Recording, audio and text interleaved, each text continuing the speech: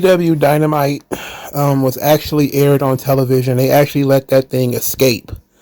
It was, again, one of the worst shows I've ever seen. A dry, sauceless show on the day before Thanksgiving.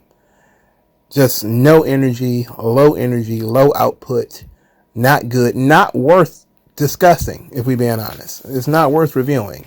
It's almost collision tier. That's how bad this is. But I gotta try. I'm gonna give it the old college try. I'm gonna give it the energy it gave me. But first, we're gonna start with news and notes. The only note of notes is that AEW is downsizing their Grand Slam Australia show. It was initially supposed to be in a stadium, a 50,000 seat stadium, and now they have moved it to a different arena, which was 13,000 seats, which, if they manage to fill that building, is still not bad. Let's see, they shot a little high. 50,000 tickets for Australia. I heard it was terrible. It was going bad. And this is their... Remember, Tony Khan made fun of WWE when they were trying to run a stadium show. And they had to run to a smaller arena. I think this was Money in the Bank. I forget which year it was. But it was pretty recently, like a year or two ago, maybe.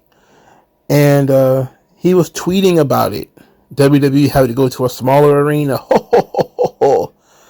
Now they're running a Hammerstein Ballroom and trying to run a stadium, and then decide, you know what? Running that stadium might not be a good idea. We're going to go to a smaller venue. It is embarrassing, no matter who has to change venues when you can't fill the building that you're going to be in. You could say it was pretty ambitious of them to even consider that they could do that, especially considering how cold the product is. At the same time, though, they did manage to stuff, about 40,000 people into All In, while they're cold. They're still apparently running All In Texas next year. They expect it to heat up at some point. So AEW is still doing okay, and I don't want to be Dave Meltzer, the PR guy for AEW. They're not going to lose as much money next year as they're losing right now. Okay, they've secured the bag. So it's not going to be that bad. And they're going to be going to Australia. They've never done a show there before, so it's an opportunity. But this is pretty embarrassing, and it goes to show how cold the product is. Ice cold the product is. It's stale, and nobody is interested in what's going on these shows. And my question is, who is this Continental Classic thing for? Like, what's the purpose of it? It's going to be 44 matches. I don't know. I'm just throwing a number out there. 48 matches. And most of whom, even if they are good, are inconsequential the next week or 2 weeks later. Nobody will care. They did a bunch of Continental Classic stuff on this show. Shelton Benjamin defeated Mark Briscoe. The match was nothing. Then you had, Claudio defeated Ricochet, which I want to talk about. And then you had Darby Allin losing to Brody King. And that was your introduction to the Continental Classic. And I was like, I don't care about any of this stuff. None of this matters. This tournament is pointless. And has not even been fully explained how the Continental Crown title is a championship, and yet it's also a tournament. Do you win the title in the tournament? Because if so, then shouldn't that be the only way you get the title? Is through the tournament? Because I can't tell you when the last time Okada even defended the damn thing. So clearly the title has to be on the line in the tournament, right? I guess. But then you also have the TNT champion, who is Daniel Garcia. He's in the tournament. And you have another champion whom I can't remember, but he's wrestling Daniel Garcia on Saturday. Oh, it's Okada. I'm tripping. So yeah, you got Daniel Garcia, who's the TNT champion in the tournament. Now, last year, they had all the titles in the tournament. Well, not all of them. Clearly not the world title. But they had the Ring of Honor title and the New Japan belt, and you won all three belts when you won the tournament. Now, if you win the tournament this time, you only get that one belt, but you could also challenge for that one belt in a singles match of some description. Like you could just challenge the champion and he'll wrestle you for it. What's the purpose of that title? What's the purpose of this tournament? I would think that if you won a tournament like this, a round robin tournament, which means you beat some of the best guys in the world and you beat somebody who also beat some of the best guys in the world, that at the end of that tournament, you would be the number one contender for the world title. At least that's what I would believe. So why would they give you a third or fourth tier mid-card title for this tournament? What would be the purpose of that? Did they think this thing through? I don't think so. And then, I honestly don't know who in the tournament already. I don't know Ricochet is in it. And poor Ricochet. The guy just lost it to Cash on Saturday. Now he lost to Claudio. And what did he go to AEW to do? He thought this was going to be like a renaissance. You're going to see a whole new Ricochet. Now, it's the same thing I used to see on Mondays. It's the same damn thing. He comes out there. He has a decent match. Does a bunch of flips and athletic stuff. And he gets pinned. That's that. And I don't want to make fun of him because I'm pretty sure he's made his money. And like him and his wife have said, this is the kind of wrestling he wants to do. This is right up his alley. But it's amazing to me that they were supposed to book Ricochet appropriately. They were supposed to show us what Ricochet got, that Ricochet was being held back in WWE, but instead we just see that all the pieces are falling into the same places. Lashley was a top guy in WWE, he's a top guy in AEW. You know, Shelton Benjamin was kind of a lower mid-card in WWE, he's a lower mid-card guy in AEW. You know, Ricochet was a jabroni to the stars in WWE who occasionally won like a mid-card title or something. He's a jabroni to the stars in AEW. And he's only been there 3 months. It can't be much longer than 3 or 4 months he's been in AEW. And he's already settled at the bottom of the barrel. How embarrassing. You know, there was a weird comment that was made by, what was that guy? Walter Hauser. What the fuck is his first name? I don't know.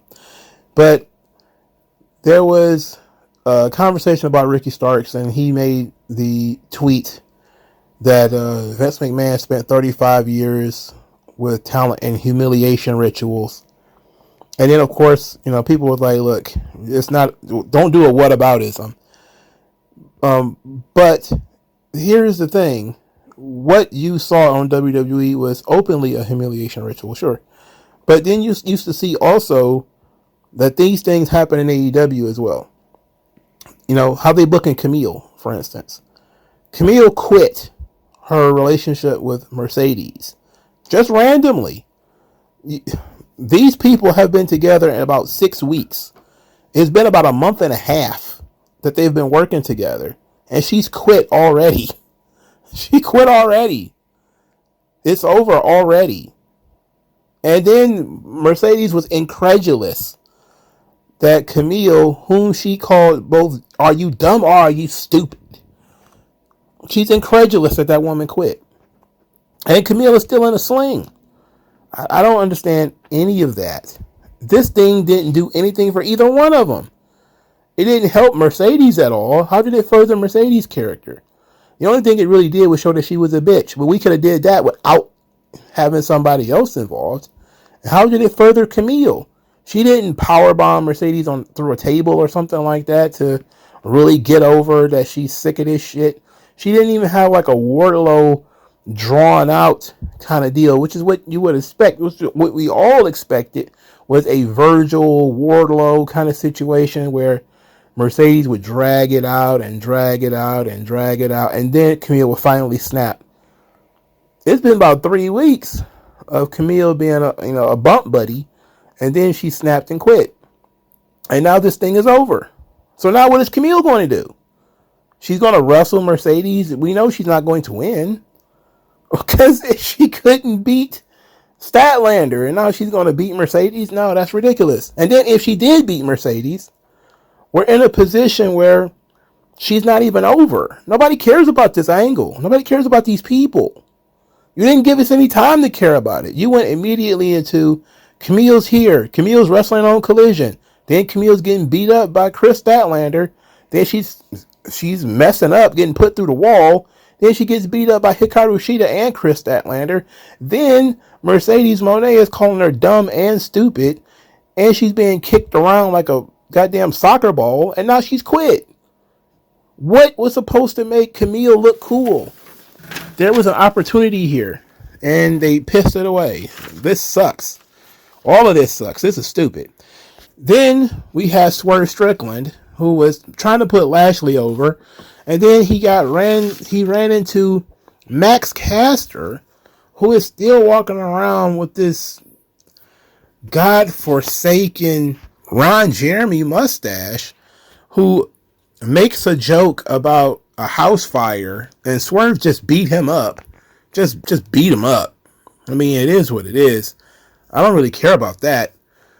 But that seemed to be quite random and out of nowhere. Are they going to wrestle each other? I would hope not, right? I mean, I guess Swerve has to get back on track somehow, but Max Caster? And it seemed like people didn't give a shit about Max Caster one way or the other. You could have fucked him, fought him, or set him on fire, and nobody would have cared. Hangman Page had a promo about wanting to be world champion. Said that he made a deal with Christian, but Christian didn't live up to it. Then Jay White interrupted him. They threatened to fight again. I rolled my eyes at this. And then Pac jumped Jay White for virtually no good reason. And then Marina Shafir came out there. And also, Yuta was also out there. So Jay White and Hangman Page both got jumped by Pac and Yuta. Okay? Now, at some point, Hangman Page vanished. And it was just Jay White in the ring. And Jay White got choked out by Moxley in a sleeper hold. And then Marina Shafir, who appeared seemingly out of nowhere, put Jay White in a chokehold and he couldn't get out of it. And he got choked out by a woman. And I'm thinking to myself, who is this supposed to get over? Because Marina Shafir is not going to wrestle any of these people. What's supposed to happen here? Why is Jay White agreeing to being choked out by this woman? Moxley is one thing. At least he's the world champion. You can enter a feud with him. Okay. But you can get choked out by Marina Shafir? You know that girl? Oh my Lord, have mercy. Are you serious? Is this serious? What is this product? What is this shit? Why would I get behind Jay White? He can't escape a chokehold from a woman. Oh, well, Moxley is the one who he choked him out first. Come on, man. This is ridiculous, bro. This is quite dumb.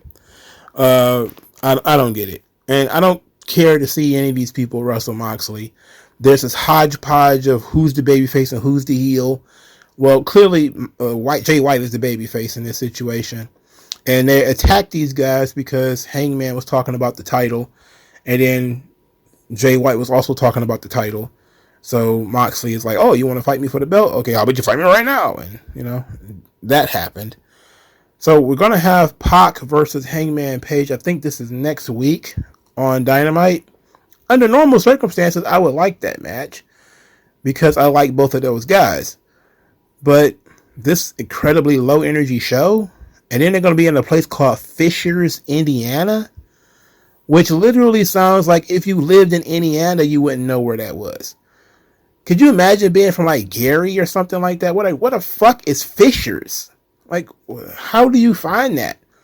You know, like that's whoever is doing the booking of AEW's buildings and their stadiums and stuff.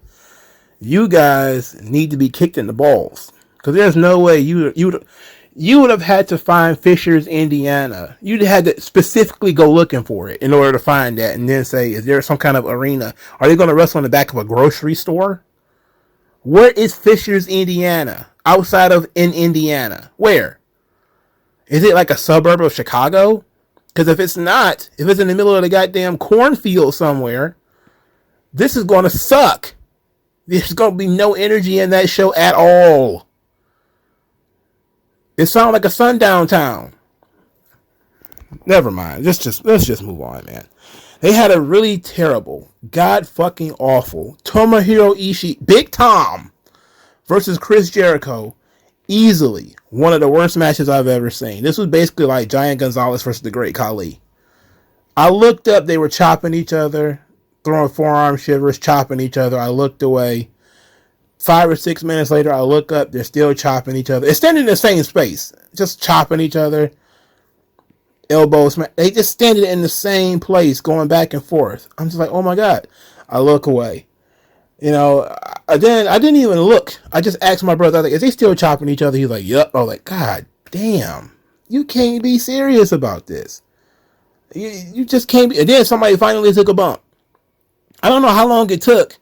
It took a long time for somebody to finally take a bump in this match. And then because these guys can't really do much else, they started stiffing each other. Jericho's lip got busted, and then he gave a receipt by elbowing Ishii in the nose and busted his nose. And that was the high point of the match. But otherwise, this was incredibly boring. Dreadfully boring. And Jericho is still the Ring of Honor World Champion. Holy hell. God, great googly moogity. I don't understand this at all. This is really ridiculous.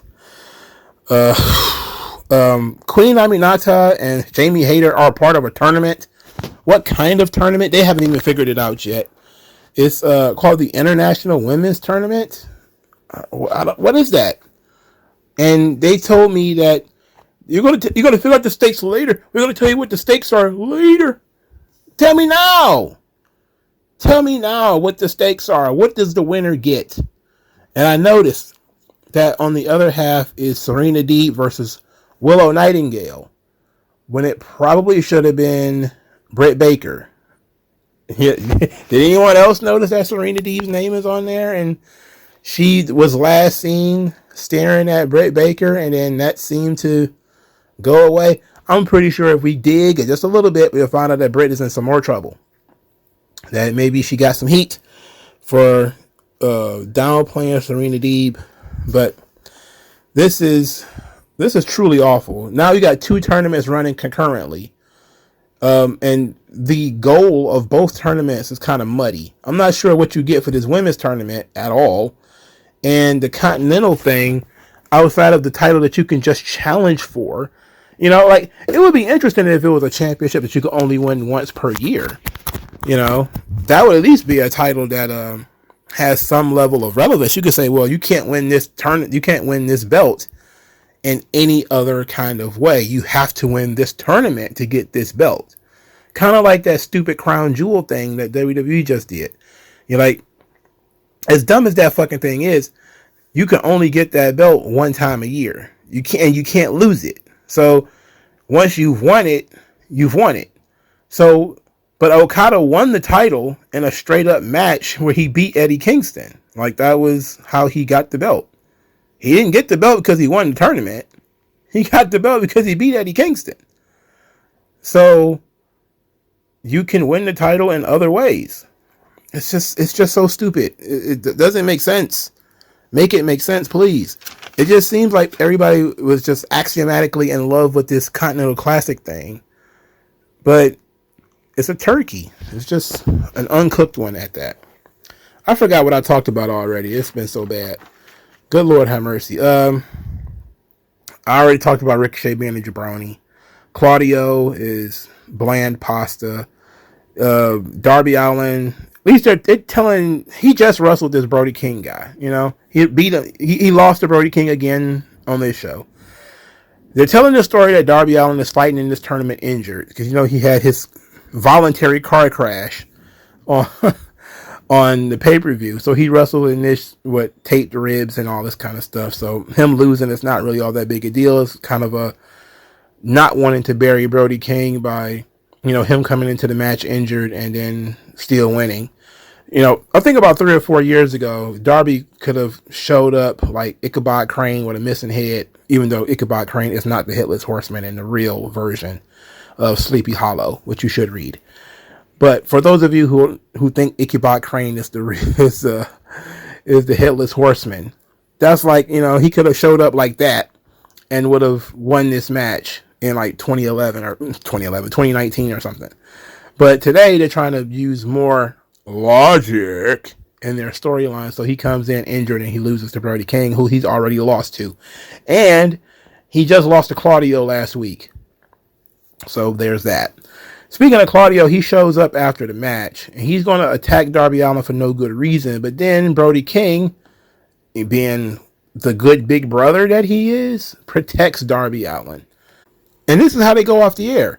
They go off the air with Claudio looking at Brody King and those two having a staring contest. What is that supposed to mean to me? They're going to have a Continental Classic tournament match next week. Who cares? Who gives a shit? Brody King's not over. Claudio's not over. There's no heat here. Why do you just booked them to have a match? This doesn't mean anything, sir. And this is the closing angle. Why is this your closing angle? This is stupid. Kyle Fletcher cut a promo. Who cares? Adam Cole. Okay, this is an interesting bit. He called MJF a bitch. Swears that he's going to beat him within an inch of his life. Then Kyle O'Reilly comes out. Kyle O'Reilly wants to fight MJF because of what MJF did to Roderick Strong. Adam Cole said he didn't want his friends fighting his battles for him. To which Adam Cole says, "It's not about you. I'm doing this for Roddy." MJF pops up on the screen, mentions the Dynamite Diamond Ring Battle Royal next week, and then say he's not going to fight either one of them, and then proceeds to start playing the piano. And then Adam Cole and Kyle O'Reilly both volunteered to be in the Dynamite Battle Royal. And I'm extremely confused because I guess the winner of the Battle Royal gets to fight MJF. Because isn't that how they do the Dynamite Diamond Ring thing? Like you have to fight last year's winner or something like that. But MJF has won this tournament every year, I think. Is this another tournament? But he's won that Dynamite Diamond Ring thing pretty much every year. So I'm guessing Kyle O'Reilly is going to win the Battle Royal, have the match with MJF, lose. MJF is going to win the Dynamite Diamond Ring for the 5th year in a row. And Adam Cole's revenge will be once more put off. This is tough. Because how can MJF just say, "No, I won't fight you"? Okay, then where are you have 3 or 4 individuals who can make matches. And everybody else is just kind of whistling and twiddling their thumbs. Nobody can fix this. We know that Tony Khan will make a match because 2 guys stared at each other for 6 seconds. But these guys are voicing their great displeasure at MJF, and Tony Khan has better things to do. No, I'm not going to book this match. Christopher Daniels has nothing to do. Oh, I can't. I have no authority to book any matches. And what the hell is the point of all this shit? Why are you there? Except to break up brawls. What is your point? What exactly would you say you do here? For the record. And we saw Lashley and MVP. MVP says that Lashley and Shelton Benjamin are like Walter Payton and Michael Jordan, which I thought was excellent. That's fantastic. I'm a big Walter Payton guy, despite the fact that I'm not really a huge fan of the Bears. Not really a Michael Jordan Chicago Bulls guy at all, though. So I'm hoping that Lashley was Walter Payton. but that's not looking like it. It's looking like he wants him to be Michael Jordan, but I can't do it. I love Walter Payton. Everybody loves sweetness. That was great. I wish I got to see more of him in his prime. I think he retired when I was a kid. Because I grew up watching Barry Sanders, and there was like a light crossover between the two. It wasn't very long. But also, Sweetness was at SummerSlam 94. Diesel, Razor Ramon, and Walter Payton was there as the enforcer. That was fun business, right? So it's great to see Walter Payton brought back into the wrestling lexicon by MVP. But they were just out there so people wouldn't change the channel when Shelton Benjamin was going to wrestle this bushwhacker Briscoe. So that was this show. This show was dreadful. It was a horrible show. It didn't really further any of the storyline, or what storyline? They didn't really further any of the storylines from Full Gear. It did a hard turn into this tournament, and that apparently only the hardest of the hardcore fans really like, and even they aren't as enthused about it now as they were last year. They still have their big angle going, which is Moxley's takeover, but apparently nobody cares about Moxley's takeover because nobody mentioned it except they mentioned the title, and that was it. They didn't care that Moxley was beating people up. Orange Cassidy, who was the big hero of this whole ordeal, he ain't show up. He wasn't on this show at all, which is a bit surprised. And nobody else mentioned that, the Death Riders were killing everybody and setting people on fire and pouring liquids in people's noses and stuff. Like, nobody mentioned anything about that stuff. They didn't care about any of that shit. So if the baby faces who are under siege, if they don't care, why should I care? Daniel Garcia just won a title. This is supposed to be a huge moment for him. He didn't get a moment or even a little bit of time to celebrate with the crowd. He got nothing. He instead got Max Caster on television with pubic hair smeared all over his face. Tomohiro, Big Tom. Okay, got called him by his government name, Big Tom. He gets who knows how much time on this show. There's no Will Hobbs on this program. Mariah May did make an appearance. She jumped Mina Shirakawa. But that was it. I guess that was all it needed to be. But look at the state of your product.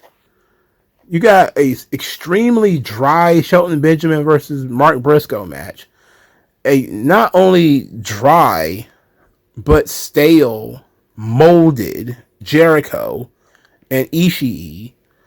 You got Hangman yelling into a microphone, trying to get people to believe in him, and nobody believes anything that he says because he's a biatch.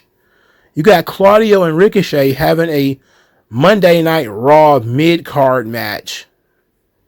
They were the third match on the show. They would be the third match on Monday Night Raw. They probably would have got half the amount of time, though. You got MJF throwing more obstacles in the way of Adam Cole for no good reason. He has booking powers that nobody can explain. You got Jamie Hayter and Queen Aminata, these poor ladies, being thrown into a tournament that they don't even know what they're fighting for. They won't tell us. And they had a really long match, too, that nobody cared about. And then you had Darby Allin and Brody King in the main event. And that main event was so goddamn boring that when the audio was cut out, the commentators, you couldn't hear them because AEW, 5 years in, the guy who runs the company is a billionaire, and they still cannot fix the audio. They still have audio issues 5 years later. But the audio was out, and my goodness, you could hear a roach fart in that building. I could hear individuals snorting. I'm like, what is going on? What is up with this product? Who is this product for? Who's supposed to enjoy this? And I see all the AEW fans mocking NXT again for the Nikita Lyons and the Carmen Petrovich and Ashani the Adonis 30 second promo segment. And I'm thinking, while you guys are mocking, them, on screen right now is Big Tom and Chris Jericho literally doing nothing. They look like two trees flapping in the wind. And they calling it a wrestling match. This is terrible. Okay? This is genuinely the shits. And to be quite honest, it wasn't worth talking about. This was a waste of 30 minutes of... This was a waste of 2 hours. But I only wasted 30 minutes of your life. Tell me what's worse than learning all that you led to believe was all horse crap. They distort, so question as if you worship.